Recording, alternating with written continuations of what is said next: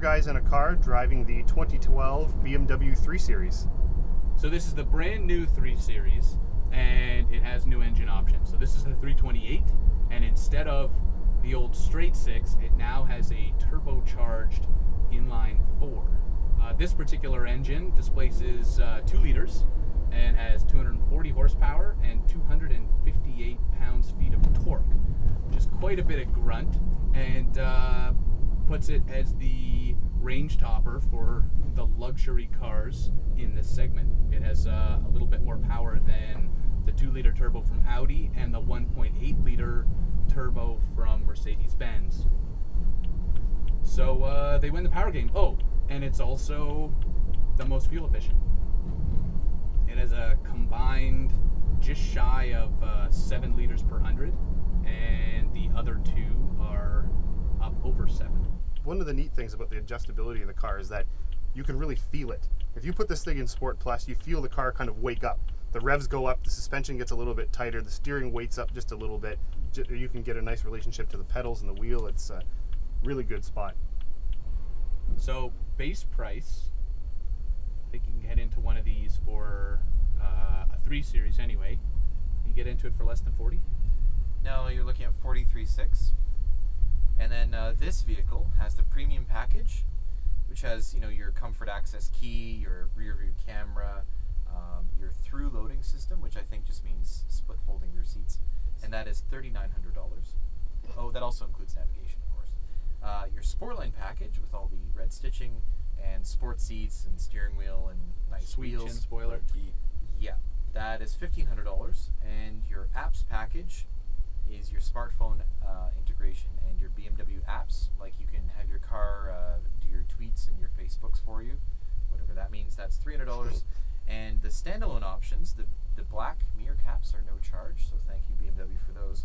Metallic paint is $800. Park distance control is $900. There's a lot of features on this car. A grand total of $51,000. Whoa! Okay.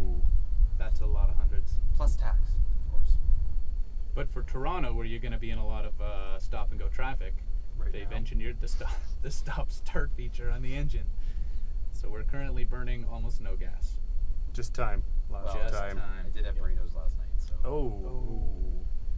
Now, I've always loved the driving dynamics of the 3 Series.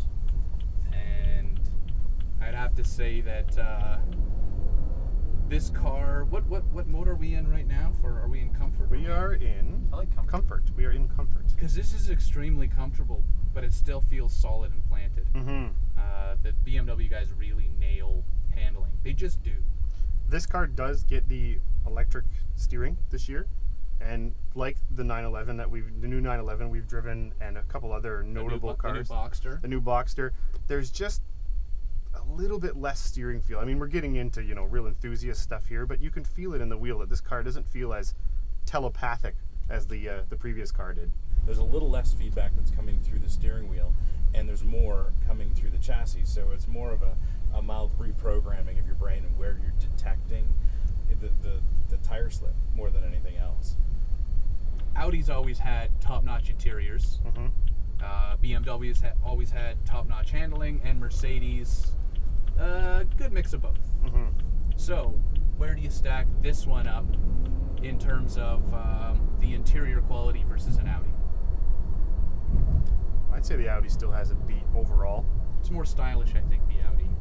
Yeah, and just the build quality in this is as good. Oh yeah. But I think the Audi is certainly more stylish. One of the things I've noticed as we've been testing this 3 Series is that the stuff we're picking on is really small things. You know, it's like, the seat backs have hard plastic. The red trim looks a little pink. Like, really, you're getting down to, like, nitty-gritty, silly things. Overall, I mean, it's a pretty amazing car. Well, it's the benchmark. Yeah. The 3 Series is the benchmark for the luxury, compact, mid-size, hybrid performance. segment. Yes. Something, yeah. So I guess the ultimate test then, would you take this over an A4 or a C-Class? I would. I certainly would, but I like performance driving. Mm-hmm.